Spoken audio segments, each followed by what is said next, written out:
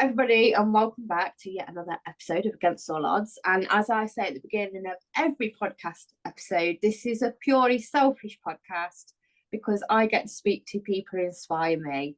And today I'm so excited because I have got Kev Bland from the Leg Up Project. How are you, my lovely?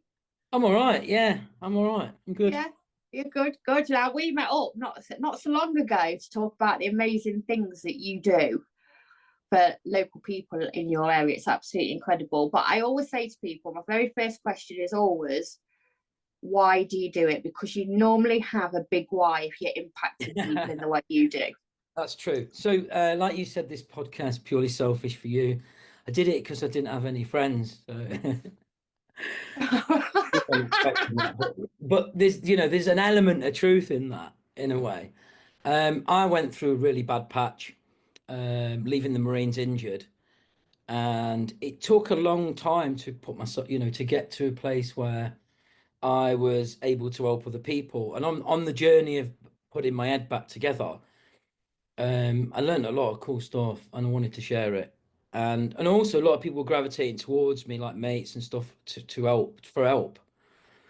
And I was like, well, Yeah. I kind of need to make this into a bit of a living because I haven't got the time, and because I loved it. So the massive why is, the stronger the community and network that you are involved in, the happier you're going to be in your life. That, for me, that's absolutely pivotal, that the people in your life are, genuine, authentic, straightforward. You're not going to agree all the time, but they're there for you when you need help. And by the same token, you need to be there for other people. And that's the essence, I think, of having good subjective well-being, which is our self-reported level of life satisfaction. So how satisfied are you with your life?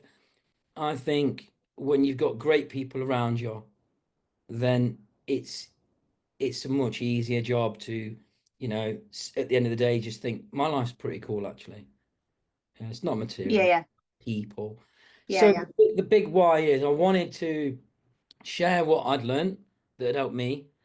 And I just love it. I love it when people transform from a dark mindset, when they get in that rut, or as I call it, getting in your trench, no trust, no love, lose your courage, really, because you don't want to step out and do anything. But when I see people slowly change over the weeks or months, I love it. I just love it. Yeah. Because for me, like, when I on my journey out of the darkness, it took ages. There's no quick fix. There's not a straight line. But I know that the difference, looking back on how I was back in the sort of like 2003, 2004, I was a different person. I was thinking in a completely different way. And to be able to facilitate, help people on their way, that's a gift, and that's a massive reward. So yeah, that's the why. And I love it as well. I love doing it. Yeah. So yeah. I think it's very powerful what you do, because there's a lot of people struggling right now. I mean, mental health is soaring. And, it's like people don't know where to turn. And I think people turn to you because you're there going, do you know what? I've been this person. I've been there. And this is how I've got out of it. Yeah. Yeah, and exactly. I literally documented it, published a book in 2022, and it took me a few years to put together, but I kind of deconstructed the steps that worked for me. And I think, they're quite generic for everybody. For a start, like, look after your, your relationship with your body, kind of what you eat, how well you sleep, staying hydrated, doing some exercise, that sort of stuff, that relationship with your body, and then moving on to the more complex stuff, like relationships with other people. So starting to understand better communication, better conflict management skills, and raising emotional intelligence. And then kind of like the third phase is like that, better relationship with yourself, like the way you think in your own mind about who you are, and how you identify what your character is, and how you behave and how you think. So in essence, that was kind of what it broke down to. But yeah, it took me a few years to write it. Yeah, Yeah. yeah, It's one of that, we don't get taught it at school, do we? no, We don't get taught it at school, not, like what happens when you kind of get to, it's either things go wrong in your life or you get to an age. A lot of people struggle when their children have grown up because they lose kind of purpose and things like that. yeah. Like things going wrong in your life, we don't get taught how to deal with that. We don't really get taught how to handle our emotions like when we're younger. So we kind of adults not really knowing like how to feel or what we can do to get out of it. It's quite odd, isn't it, that Yeah, we walk around definitely. in life not knowing. When you don't talk about it and you don't talk about it, I mean, because I didn't talk about the stuff that was bothering me for a long, long, long time, and you kind of internalize a sort of guilt and shame. And I think, especially for men, because we men of my age, we never had them discussions ever. Yeah, We didn't have the vocabulary, we didn't have the emotional intelligence. It just weren't a thing. We didn't, especially being a Marine, it was like, what? Although, yeah, there was that camaraderie and lads would look after each other, but that stuff that you get tangled up in your own head, we just didn't share. So right. So I suppose you found it harder then. Would you say you'd found it harder kind of to go, right, this is how I'm feeling? I can't measure that against anyone else because it's different for everyone. Well, And I suppose, yeah, because you don't know any different, do you? no, I don't know, I don't know how hard it is for other people. And that's Mm, the other thing. We don't know how hard other people are having it. Even if, yeah, they're looking in, we think they're not dealing with a lot. It doesn't matter, does it? It's what's actually tangled up in your head that's the hardship. And sometimes we don't know. We don't really know because it's kind of like deep in the subconscious. We don't. I work with lots of guys that don't know why they were angry, and then over the months of changing the way that they're looking at life, start to lose that anger and start to realize that that it's probably all they needed to do was just open up a little bit and feel like they're a bit more understood by other people, but more than anything understand themselves and know that emotions are normal. Emotions are telling you that you need to change something, and that's pretty much how I yeah, think about it. If your emotional state is going, let's say you're going down into a dark area, or you're angry, or you're feeling conflict, then there's something that you need to change. By the same token, you could be at the other end of the scale where you're just off the charts, always super happy and kind of maybe rose tinted glasses, and either end of the spectrum, you're going to end up, I think, in trouble. So you want a balance. You don't want to be flat line down the middle, yeah, but you want to have some level of understanding of your own emotions and where they're coming from and what they mean. And I think that's one of the things that yeah, we do a lot of discussions, we do a lot of sessions on managing emotions, and understanding how to positively process emotions, because all emotions should be felt. They're just telling us different things, aren't they? yeah. Yeah, that's that. Yeah, absolutely. Feel them all and like notice the alarm clock. That's what I'll always say. Yeah, Because people say to me, well, obviously you don't get stressed out then, being as you teach people how to de-stress. And I was like, no, absolutely, I do. I do get yeah, everyone stressed. does, don't they? Yeah. Yeah. Yeah, Yeah, we all it's do. just instead of having bad days or weeks, you just have bad moments. Yeah, and I think the ability to get over Yeah, that, let's say you conflict, you feel a conflict from a situation, and the ability to get past it faster is the skill that you want, that regulating the emotions. But I think, yeah, understanding conflict, is for example, when I do the session on communication and conflict, I talk about conflict and I say, well, conflict is when one person's needs or goals are not being met by another. Right? So when you're feeling oh, conflict, I like that. so when you're feeling Yeah, conflict, something in your need, some of your needs or goals are not being met. Right? That doesn't mean, right, and this is what I say as well to people. I say, so you've got to think to yourself, what goals of mine are not being met or needs, and then you've got to work out if you're being fair and realistic first, because you can sort your own conflict out without having a go at someone, by thinking, well, yeah, actually, maybe I was a bit out of line, or maybe they've got a lot on, and maybe I could be a little bit more flexible, or maybe I was in the wrong. But that's conflict. Yeah. And your needs and goals are not being Yeah. met by someone else. So you have that conflict. Yeah. And a lot of people don't address it. A lot of people won't find out if the need or goal can be met. That's the bit they struggle. Yeah. So I suppose it's like with the conflict, then you're always pointing the finger outwards, aren't you? And that's where blame comes in as well, isn't it? Yeah, and that's where victimhood, which is, for me, I'm not a fan of the minute someone's blaming everything, or like, you've made me feel this way. Like, well, no, that's how you feel as a result of the discussion we're having. I'm not made you feel that way. That's how you're feeling. Yeah. I didn't have no intention to upset you, and I don't know why you're upset. But that's your thing, isn't it?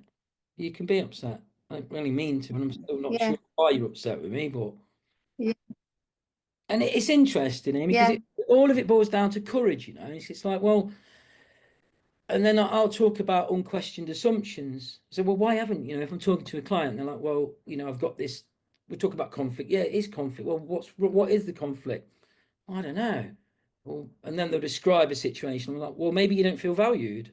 Maybe you don't feel valued at work by your boss, by the way they're talking to you. And they're like, yeah, I think that might be it. Well, have you addressed it? Well, no, because there's no point. Why do you know there's no point? Because they're going to do this, they're going to do that. Like, well, you're not a mind reader. You can't work on unquestioned assumptions.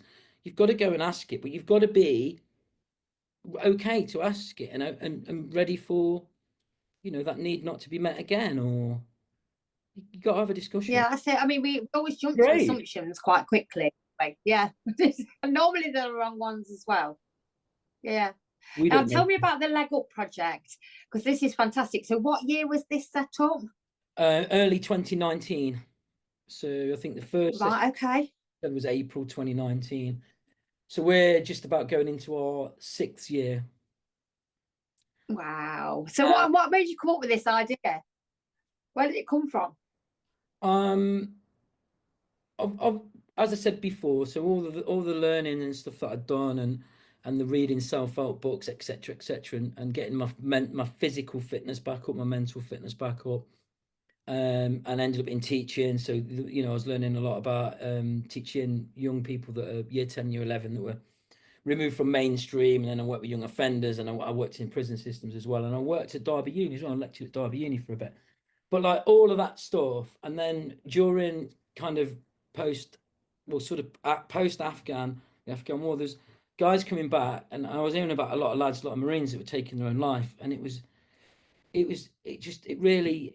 found it really painful, because I'd just come through my sort of episode, and I had quite a few good years of being okay, being on top of stuff, and being able to get on with my life, and learn and move myself forward. But then I kind of kept hearing these things, and like, this is really bad, and I looked into it, and the number of men that were taking their lives, and still are, it really resonated, and I know I couldn't really talk to anyone back when I went through mine. I did go and see the doctor, and she did as much as she could, but it was, there just wasn't the help there, really. But I wanted to share what I did. I'm a climbing instructor, I'm a mountain leader, I love working outdoors, and I was doing some work for a friend of mine. I was doing some just volunteering work for him, working with kids, like teaching them navigation and stuff, and they were all from schools.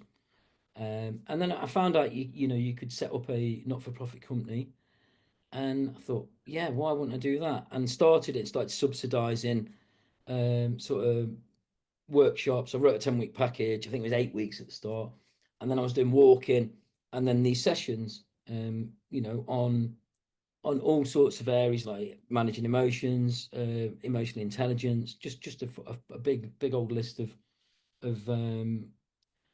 topics to talk through that I thought would help people reorganize the way that they wanted to live, and just give that support and that community of people looking after one another. So I set it up, and I'm still going.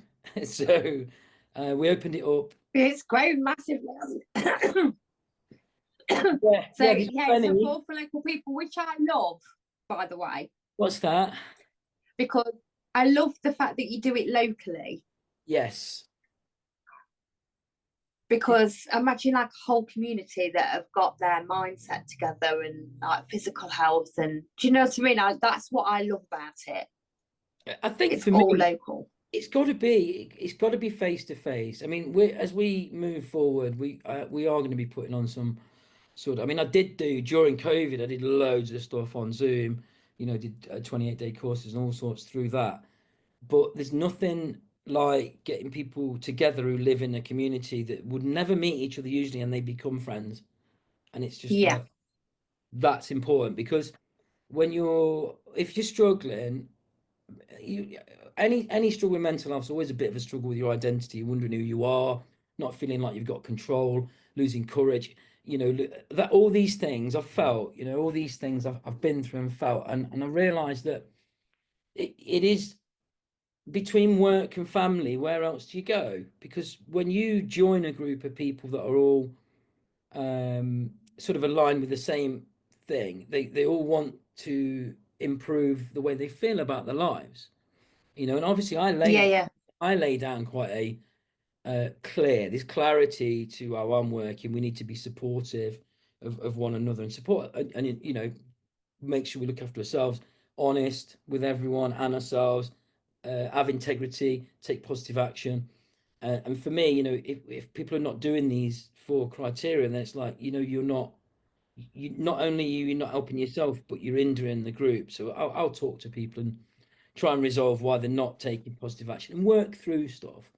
But to have people that you meet in real life, this is what we miss. Yes. And I think the disconnection, real normal human behavior for us, that we've been, you know, 200,000 plus years, human beings have been tribal, and the weakest. You don't want anyone in your tribe to be weak, because the strength of the tribe relies upon everyone. So everyone would have looked after each other naturally.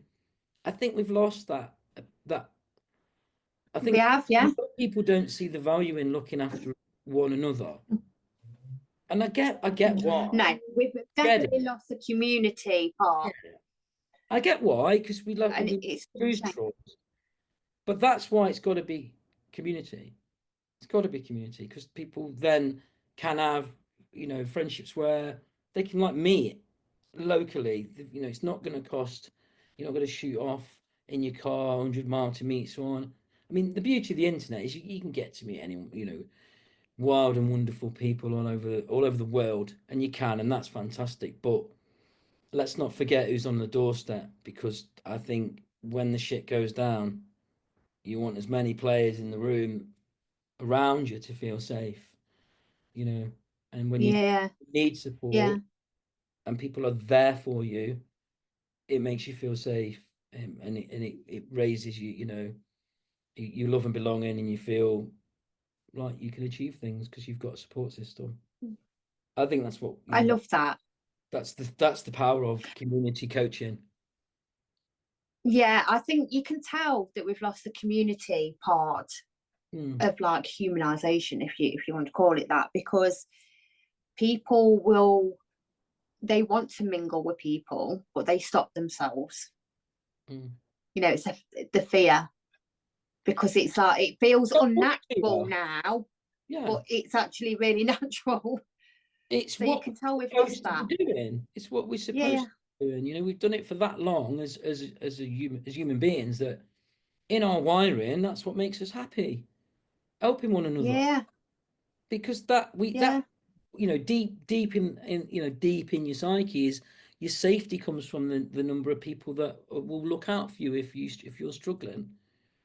You know, and social loneliness is a massive thing. And people can it is. I mean, I talk about isolation. Yeah, so I mean, I talk about isolation quite a lot, because obviously you see the Alzheimer's stats just fly up since COVID, and it's because you know, a lot of people were isolated, and that causes, you know, your brain to shrink, because we need to be so it's one of the biggest ways to stress someone, isolating them. I don't know why they do it at schools. I'm a little bit like, really? That's a punishment. That's not clever, is it? I don't think that's much No, cost. But no, no, you're right there, mate. You're right. that's a different story. But the minute so your biggest fear would be to be cast out of your tribe, whereas now your biggest fear is to be cast out socially, which could be on Facebook. So, and you have a fear of someone saying something about you who you don't even know. It's like you have this Yeah. fear of other people's opinions, so you keep your gob shut, and then if you're not having a social life in real life, and you struggle to have a social life online, you're going to be lonely, and that hurts. Yeah. Yeah. It's a big thing as well for people that just feel absolutely fed up at the minute because their days seem to be get up, go to work, come home, chill out, same the next day, same the next day. Mm. I mean, that's not natural neither. Who's responsible for the community? You hear people, well, it's not like it used to be, and the government of this, the government of that, and just moaning about everything. I'm like, well, I set something up because I wanted to make a change. That's it. I don't want to get into politics. Yeah. Not interested. Yeah. Not interested in any of that No, shit. no. Yeah, what they do, crack on. No. Me, I'm literally. Yeah. Because it's always somebody to blame, isn't it? At the end of the day with that for us not doing something. Shit in me, to be honest. So I don't get involved. I'm not interested. I'm more interested in building a community of people that understand that, love, belonging, trust is powerful. And It if you is. It is. want to raise your subjective well-being, i.e., your self-reported level of life satisfaction, how you feel about your life, the good, weigh the good over the bad.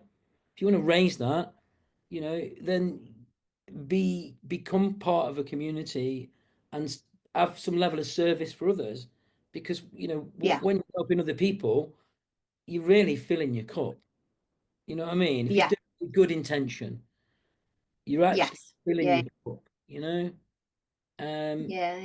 That we are designed to look after each other.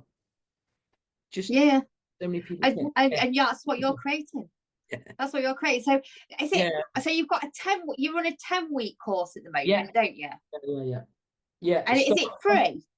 It is free. Those people that are spinning back around it for the third or fourth time, I'm asking for a donation because it can't be free forever because we've only got so much funding. But yeah, it's free. I'll just get a list up. I'll give you a little bit of an idea of what we're doing. I don't even know if I've got it on here. I mean, that's just incredible, mate, that it's free. Well, absolutely incredible. By the National Lottery, so I think we are happy enough to let people on it free. And if there are benefits, it's definitely free. But those been back around 2-3 times, it's like, well, make a couple of donations in, keep it going, because we've got to keep it. Yeah. So I'll read off because I've got it in front of me. So the first week, I talk about the Survive to Flourish package, which is based on the system that I put together, and the book. Read that. So that kind of that encompasses all of it, and then I break it down. So goal setting and accountability, networking. Talk about 4 pillars of mental health. So stress management, sleeping better, eating better, doing some physical training, and 4 pillars. Then I talk about subjective well-being, to understand what it is, what it is to your self-reported level of life satisfaction. How do we weigh up the pros and cons? What's the impact of practicing gratitude and setting your mind to think more positively? And so that's massive. And then making positive change, communication, conflict management. Then 2 weeks of emotional intelligence, like self-awareness, self-management, social awareness, relationship management. And then building resilience and managing emotions, motivation and managing expectations. And the last week, building courage and developing a growth mindset. So I built all this off the back of a first class honours degree in education, where I did motivation, behaviour, well-being, and then curriculum development, which was really useful to put a big package of work together. So this is the sort of stuff that I do in a classroom setting. 10 weeks, 2 hours a night, and then we've got walking every Wednesday. There's a couple of teams, different levels, and then we've got abseiling coming up, rock climbing, kayaking, walking in the mountains. We were up the Peak District on Saturday, and then that's the package: some outdoor adventure therapy, to practice building your courage and confidence and having new experiences, meeting new people. Yeah, it's pretty cool, to be fair. I love it, and I love being in a kayak, and I love climbing, and to share that, and to watch people build courage, build their social skills, be able to talk to people again, build friendships, laugh till the stomach hurts. It's just, yeah, you can't put a price on it, can you? Let's be honest. It's pretty much. I bet you've seen some magical moments there, mate. Yeah. I think it's one of those things as well, and I suppose it's more like important. I'm not saying it's not important for women, but with men's mental health struggling so much, that moment when somebody realizes they're not the only one that's feeling like this. That's Like there's massive. other That, people. that happens so often. And it's like, Yeah, how is that a revelation? Blokes, we're like that, and we just don't have the conversations when we're growing up. We just don't. yeah, And it's yeah, we have all the same emotions. We it's kind of, I mean, I can only speak for myself, obviously, and kind of people my age, but you're just not used to having that emotional vulnerability. I mean, for me, yeah, I kind of thought, well, I ain't got anything to prove when I came out of the Marines. I've already been a roughy, tufty Marine with a green beret, and I don't fucking care what anyone thinks. And so, even though when I went through like the darkest stuff, I kept my gob shut. I still had people that I could talk to. So yeah, mm. it's the message. Yeah, we just don't have the discussions. And I mean, I did a Zoom session, coaching session for a bunch of footballers last week. Um, and Rob, who took it, I think you might know Rob Blackburn I from. do. Yes, I've done a training for him as well. Lovely bloke. Wicked. Yes. Yeah, he's awesome, isn't he? And he was saying, I think Kev's superpower is his vulnerability and his ability to talk about, how he felt and what he went through. And yeah, I was like saying to the lads, the times in the Marines in training where, stuff happened, and I just, what did you do? I'm like, well, I just locked myself in the toilet and sobbed, just let it all out, because it's just, you can't hold it all in. And yeah, No. I wouldn't have told anyone that, maybe my best mates, like when I was a lot younger. But as you get, for me, as I got past that point, I'm not got any shame. I'm not carrying shame or guilt. I'm a person, and if I'm gonna cry, I'm gonna cry, and that's that. And I don't have to feel bad about it. It doesn't matter as long as I do something Yeah. about, the root causes of what's making me Yeah. unhappy. Then Yeah. my responsibility in it. My happiness is my responsibility. Yeah. It absolutely is, and it's interesting because it's even if you're not suffering poor mental health, I do believe we live in a society where if you say to somebody like, "What do you do to make yourself happy?" or Mm, "What does happiness look like for you?" they can't answer you. no. It's odd, isn't it? And I Oh, suppose if you're mental health suffering as well, happiness seems so far away, well, like that you possibly wouldn't even know where to start. no, because once you're in that zone, I mean, I don't know how long I was like just. I think it started way before I left the Marines. It started not long after the injury, really, and then everything just changed. And like not having my physicality and not being able to train, and I didn't know that was literally my only positive coping mechanism at that point in my life. I didn't know anything else Yeah, other than training. yeah, Um, so having exited the Marines, I was already on the way down, and then drugs, alcohol, partying, just masking, just trying to get through the day, just doing the things that I thought people did when they were pissed off, and then everything else just coming crashing down, and then once you've lost everything, you when you're at the bottom, it's like the only way it's coming back up in it. But I yeah, yeah, yeah, think what a lot of people have not considered is what they want. What is it they're trying to achieve? I've took clients and they go, like, what do you want to do? And I want to be successful. I'm like, okay, what does that mean? What success mean to you? And they're like, well, I don't know. you know, I want to be a millionaire by the time I'm 28. And I'm like, is that really what you want?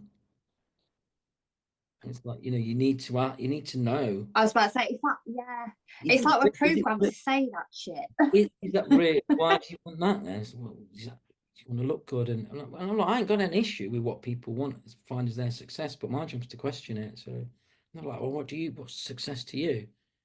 Like, success to me is peace of mind, but that's fleeting.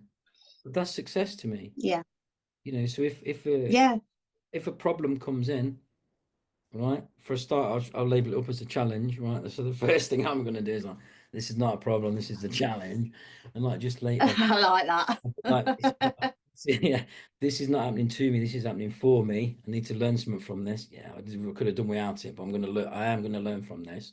And then the categories are: Yeah, can I control this, or is it out of my control? So if it's uncontrol, if it's out of my hands, then I'm gonna do my utmost to not let that bother me.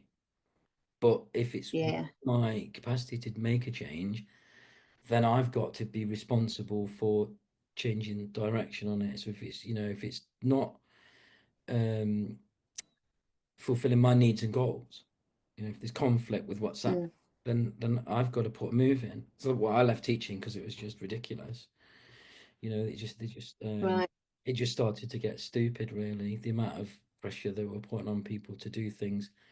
And I was just like, I wasn't willing to have my integrity bent. And I was like, you know, after almost 10 years working in FE, I was like, you know, I spoke to my youngest and she was just turned 13. I was like, Ella, I'm going to go and do some cool shit. I'm done with teaching. You're big now. You'll be all right. It's like, yeah, that's it. What are you going to do, Dad? And I was like, I had a list of things I was going to do when I left teacher. So I left in 2013. I'm like, I'm going to do my climbing instructor, I'm going to be mountain leader. I did a conflict management and physical intervention course. Got fully, you know, I didn't do my degree till my education degree till I left there as well. And I was like, yeah, this is cool. I'm going to go and do some yeah, films, and I ended up doing all of that, you know, and I ended up doing Kingsman 1, Kingsman 2, Kevin Costner film. Uh, Ran around working with Ryan Reynolds, worked with Natalie Portman, worked with Gary Oldman, and all sorts of crazy stuff. Um, but again, within that, there were times when I went to auditions and didn't get anything. You know what I mean? There's loads for yeah, every film I got on. There's two or three I didn't, and it's that dealing with that. yeah, Oh well, next, next, and it's kind of like, I guess, not letting fails, not letting things that are that you might go, oh, I failed, oh shit, I didn't get that, I'm not even trying again. You know, learning to cope with disappointment, yeah, just go for another one. And I think that's the skill as well, learning to that's it. I think power if in you that. can learn that, that Yeah. is a skill, because obviously you get like setbacks at work, but you get setbacks in relationships as well. Like if you don't have a relationship work out, then that's it. You know, that's quite a big one, isn't it? Massive, it's massive, yeah. And then yeah, you'll hear people talk about it like all the time, and then give their opinion on somebody else's relationship and things like that. You hear about it, so it's like Yeah. across the board. So if that's a skill that you can learn to go, oh, that didn't work out, but it doesn't mean that something else won't work out for me. I don't think there's a lot that we can't learn to do. You know, to some Yeah, degree, we can massively improve with effort. And that's, you know, yeah, one of the things I did learn in the Marines, and I took it with me into teaching when I was working with these like year 10, 11 that had been in their behavior was not suitable for mainstream, but it didn't mean that they weren't intelligent. You know, it just meant that that wasn't an environment that suited them. But you know, just working with them and letting them realize that, you know, you can have massive growth, you can get good at yeah, stuff. But the other side of it, the thing that I took from the Marines was, I'm not going to pick on you for your ability. I'm not going to give you shit for your ability. I'm going to give you shit for your effort, right? I want yes, effort. Effort is in the Marines, especially in training. Effort is, you know, you've got to get to a certain level, but they will, if they see you putting the effort in, they'll get round you and assist you because they want people that put effort in. So again, I mean, we were talking about coaching, and not everybody's coachable at certain points in their life, and that's the difference kind of between the growth and the fixed mindset. So a fixed mindset, they don't believe they can. So well, if you don't believe you can improve, then you're not going to improve. So you're not ready. Not ready to, I used to call it not ready to learn yet. Go and have a minute outside. You're just not ready to learn yet. Do you know what that's it, isn't it? It's finding what you're bloody good at and what you're passionate about, because we've all got different strengths. Yeah, but it's also doing things that you need to do that you don't really want to do. You can't just go and always do stuff that you love doing. And passion's great, but passion don't pay the bills. I'll only get you somewhere. We do sometimes have to do the shitty things. Yeah. But that's the thing with motivation. Everything that when you get that, I really want to do this. And I use the example, I'm really motivated to get a beach body ready for next year, but I'm not that motivated to not be able to eat pizza or a bit of ice cream or a Mackie. And I'm like, and there's the other side of that, discipline, and having motivation is one thing, but having the volition to see it through to the end. We talk, you very rarely can you do that on willpower, but we talk about way. No. I think it's Charles Snyder talked about way power. So way power is just finding a different way to achieve a task, and usually that is down to asking for help and helping. Yeah. And that's back to the community. That's it. Absolutely. So how many people do you get like do it? So how often do you run these 10-week courses to start with? 4 a year. Right. Okay. 4 a year. Yeah. Right. So have you noticed the group growing? It ebbs and it flows depending on a number of things, the time of year. Okay. Which hat I'm wearing, because sometimes like I'm on it with the marketing that, because there's only me and one other. So it's kind of like growth wise, I'm just stripping back the processes and rebuilding everything from the bottom up again, just so we can, because we're moving towards sustainability. That's what we're doing with the National Lottery. So we've got another 2 years to get to the point where we're self-sufficient, which is going to be interesting. Yeah. Got some great ideas, great strategies, building some excellent partnerships with local companies and stuff. But again, it's kind of like, in terms of numbers, if I don't market, then again, you don't seem to get that many in. But we're hitting all the targets we need to hit at this stage, and we're building a solid foundation to move forward. That's amazing. Yeah. So you said it depends on time of year. So when's your busiest time of year for people going, right, okay, I want to change? Leading up to Christmas and after Christmas. I was about to say, I bet that's your busiest time. Just done an end of year report. Have a quick look at it, because I don't want to just say the stats off the top of my head. So just quickly, this year, because our year ran from the 18th of March to the 18th of March. So what we delivered in 1 year, 1,359 places were taken by 271 different individuals over 180 plus events and workshops. Wow. So we did a 10-week program. Wow. Adventure on the water. We guided 124 people over 16 sessions in taking to the water to improve confidence, build friendships, social skills, be more active, enjoy green spaces for better mental health. Many who joined us have gone out on their own adventures since. That's the other thing, you see. You want to build confidence for people, meet friends, and then they decide that, they're going to go out and do it by themselves, so they don't even need to be involved in the project. It's kind of like it's a leg up. Yeah. It's a leg up to help. Yeah. It's like a ripple effect, isn't it?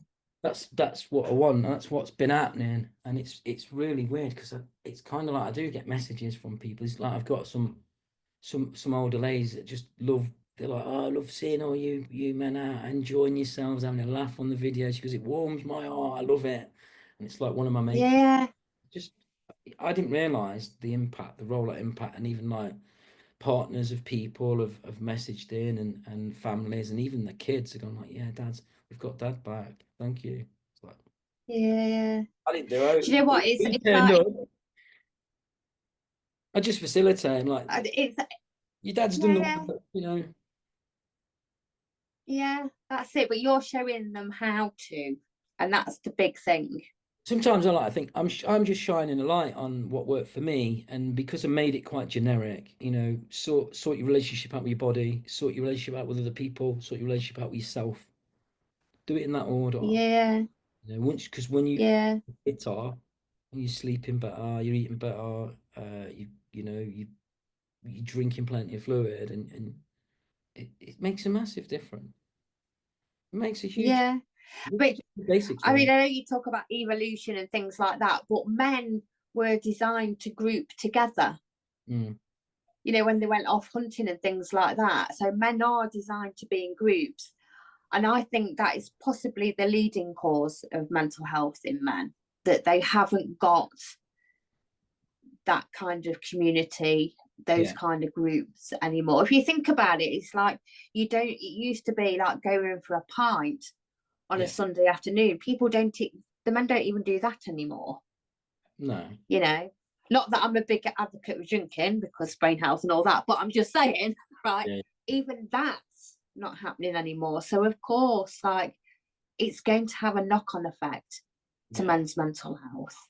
The world's changing, isn't it? And it's kind of like I said, uh, my happiness is my responsibility, not yours. You know, Yeah, and that's the thing. You can't expect somebody to make you happy. It's not their job to make you happy. You know, that's not that. If you go through life thinking that, then you know you're not taking responsibility. If you know you're not taking ownership of your own life. And yeah, it's not easy, yeah, and and it takes courage to make decisions, and you're never going to get it always right. And it's just the way it is. mm, That's life, isn't it? yeah, yeah. Well, I'm Yeah. going to get this podcast all out locally. You did say you're starting to do things online. What can you talk about any of that? What any of your ideas that you're No, going no, wider? Is no, not yet. No, it because all secret? it's not that it's secret. It's just I've not done it yet. I'm not. Um, Right, okay. just on that cusp of completing the first year and then getting the next second year up and running. But if anybody wants to catch up with us, 31st of March it's starting, so you know they can have a Oh, look on. right, okay. It's happening. You know, it's happening next Monday, isn't it? That is next Monday, isn't it? Yeah, Uh, yeah. Well, yes, yeah. That's so it. So if suggest that. you've got somebody that's listening to this and is like sat on the fence going, right, I really do want to change my life, Yeah, but I'm a bit nervous and things like that, because you're going to get that, you know, yeah, people going, yeah. yeah. What would you say to those people? I'd say put your big boy pants on, turn up, and if you don't like it, go home. It don't matter. That's it. It don't matter, does it? If Yeah. it's not for you, it's not for you. If you get to the door and you decide not to go in, that's fine. I did that a few times when I started Tai Chi. So like when I was really not well, I drove all the way. I drove over to Leicester and pulled up outside. I'm like, I can't go in. I was too anxious, and then I couldn't go in the next week. And then I kind of went in on the third and did a big session, Tai Chi session, and it was hugely emotional. That was, and everyone left, and I didn't want to go home because like, I wasn't having much fun at the time, and I pretty much broke down at the end of it. I just sobbed, and the two instructors they just sat next to me and like I was sobbing. I hadn't cried like I hadn't let it out for I don't know how long, Mm, and I was sobbing. And they're like, "It's okay, mate. You're amongst friends. Just let it go, man. It's cool." You know, no one had ever spoken to me like that. They never made a deal mm, out of it. And then I just yeah. carried on. I did about 6 months worth of Tai Chi, and it changed everything for me. It changed the way that you know I thought about the world. It changed a lot.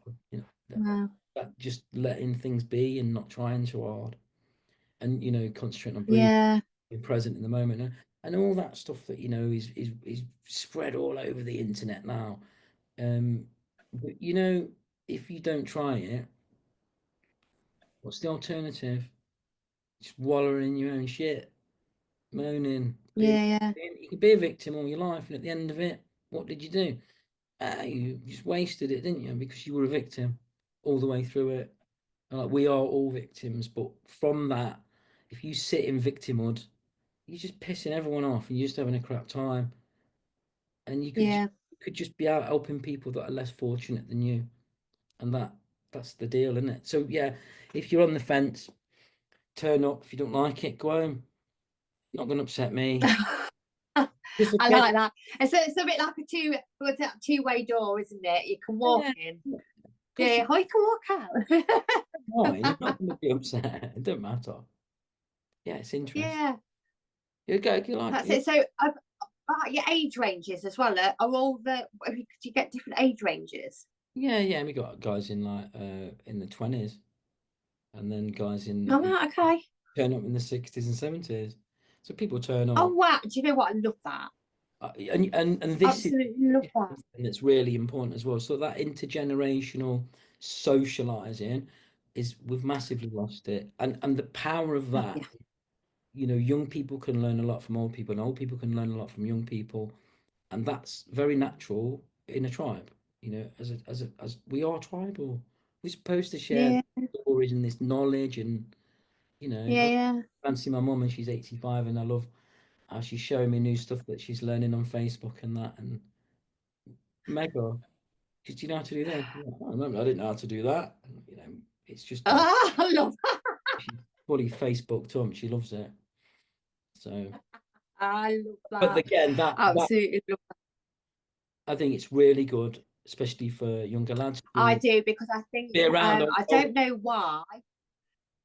Yeah, I don't know why, but recently, over the past couple of years, it's like different generations have been at war with each other, like on social media, with the Gen X and the millennials and the Gen Zs, and it's like, really, do we really need to be like this? It's weird, really, because like I taught a lot of young people, and my daughters are like 25 and 29 now, and they're Ella was 2000 baby, but she does not fit in the category of whatever if you want to slate that generation, she just don't fit in that category.